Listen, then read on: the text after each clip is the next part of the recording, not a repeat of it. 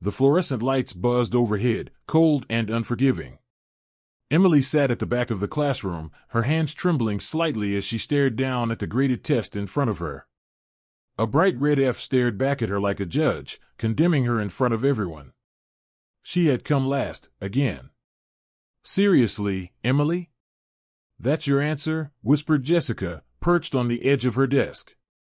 The corners of her lips curled into a smirk that burned hotter than any insult Emily had heard all week. Around her, laughter rippled through the room like a low tide washing over her pride. Emily didn't speak. She only felt the familiar weight of invisibility pressing down on her. She was the quiet one, the girl nobody noticed, the one who always trailed behind in every ranking, every competition, every assessment. Teachers overlooked her, classmates mocked her, and yet she showed up anyway, day after day, hoping, perhaps foolishly, that one day someone would see. "Maybe if you actually studied for once, you wouldn't be dead last," another student jeered, tapping Emily's desk with a pencil. Emily's stomach churned, but she didn't react. She had learned long ago that any reaction only made them sharper, crueler. Then came the announcement that made her stomach drop further. The new SEAL general, a man whose reputation alone could silence a room, would be visiting the academy the next day. Everyone whispered about his achievements, his medals, and his ruthless standards. To Emily, it was another reminder of how out of place she felt, just another face in a room full of excellence she could never reach. The next morning, the gym was packed. Rows of cadets stood stiff, eyes forward, trying to appear composed. Emily stayed in the shadows at the back, barely daring to breathe. The general's eyes swept across the room like a predator, sharp, calculating. "Today," he began, his voice low and measured, "I will point out the best among you. And I will point out the weakest. I expect you all to face yourself honestly." Emily's heart pounded. She already knew where she'd fall in his reckoning. Then it happened. He strode to the wall where the rankings were posted. Fingers tapped the laminated chart, top scores, middle scores, and finally, the last name. Emily. A hush fell. The room expected her to shrink further, to disappear into herself. But she didn't move. The general's finger hovered over her name, and then he turned slowly toward her. The silence in the room pressed against her chest like a physical weight. "You," he said, voice steady, "come with me." Emily's mouth went dry. The world tilted, laughter dying in the room. She stood, trembling, and followed him out, not knowing whether this was humiliation or something else entirely. Emily's life had never been about accolades. She grew up in a small town where being average was the standard, and being different was a liability.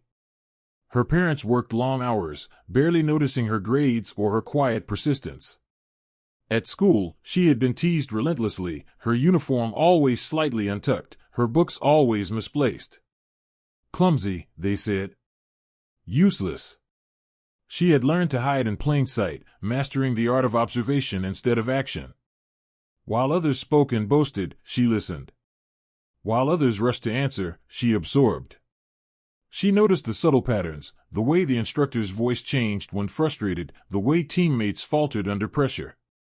It had made her good at one thing no one recognized, understanding situations deeply before acting. Emily's dream had always been simple, to prove that intelligence isn't only measured by speed, test scores, or outward confidence. That true strength could exist quietly, waiting for the right moment. But she hadn't yet found that moment. When the general had asked her to follow him, she feared the worst. Yet inside her, a small flame of hope flickered. Perhaps, just perhaps, someone would finally see what she had known all along. In the weeks that followed, Emily shadowed the general during training exercises. He watched her silently as she navigated obstacles, observed patterns, and quietly corrected minor errors in the system without ever drawing attention to herself. Her classmates noticed little but whispered, "Why is he keeping her around? She's still terrible at everything." Their words slid off her like water off steel. She was focused, learning, absorbing every detail. And then came the challenge, a simulated mission designed to test leadership, strategy, and endurance. The general made it clear, failure would be visible, unavoidable. Emily's stomach churned with the weight of expectation and fear, yet something inside her told her that this was the moment she had been waiting for. The night before the exercise, she sat alone, reviewing maps, memorizing layouts, and silently preparing herself for what no one else could see, the proof that dignity and skill often hide in the unlikeliest places. The day of the mission arrived. Cadets rushed through the simulated environment, shouting commands, tripping over their own haste. Emily moved deliberately, her eyes scanning, her ears tuned to the faintest sounds. She anticipated traps before they sprung, guided teammates quietly, and corrected missteps without drawing attention. "Emily, cover the left flank," the general barked. She nodded once, precise, silent. Her teammates sneered at first, expecting hesitation. But as the mission progressed, they noticed something: mistakes were disappearing. Confusion faded. Calm replaced panic. And always, there was Emily, quiet, deliberate, unshakable. By the final stage, the team faced a seemingly impossible obstacle, a narrow passage rigged with timed challenges. Every other cadet hesitated, fumbling under pressure. Emily stepped forward. She had studied the system, memorized every timing, every pattern. She guided her teammates with subtle gestures, her presence commanding without force. The room of observers, including the general, watched as the impossible unfolded. Emily led her team through flawlessly, every step calculated, every command effective. They finished ahead of every other group. The impossible had been conquered quietly, elegantly, and decisively. Her classmates stared in disbelief. Those who had mocked her, dismissed her, laughed at her, stood frozen. The quiet girl who had come last in every test had just outperformed them all. The general stepped forward, his face unreadable. He pointed directly at Emily. "Everyone," he said, voice calm but commanding, "take note of her name." Whispers filled the room. Shock. Awe. Disbelief. Emily's teammates looked at her with a mixture of apology and admiration, their earlier cruelty replaced by a newfound respect. "You have taught all of us something vital," the general continued. "Strength is not always loud. Leadership is not always seen. And intelligence is not always measured by tests. Today, she proved what true capability looks like." Emily felt tears sting her eyes, but she held her head high. She had never wanted recognition, only understanding, only the chance to show that perseverance and dignity mattered. Months later, her name appeared on the official wall of honor at the academy. Cadets passed by, some whispering, some staring, but all knowing that she had earned every bit of her place.